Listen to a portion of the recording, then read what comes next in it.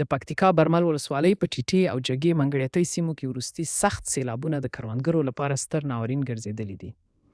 د سیمې اوسیدونکي وایي د سیلابونو زورورې اوبو ګڼې کرنیزې ځمکې له ځانه سره وړي او هغه پاتې فصلونه یې هم په بشپړ ډول له منځه وړي دي.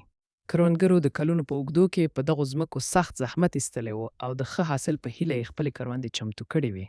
خو وروستي سیلابونو د دوی ټولې هیلې له خاورو سره برابرې کړې. زیانمن شوي بزګران وایي اوس یې نه یوازې خپل فصلونه له لاسه ورکړي بلکې د راتلونکي کال لپاره هم له سختو اقتصادي ستونزو سره مخ دي.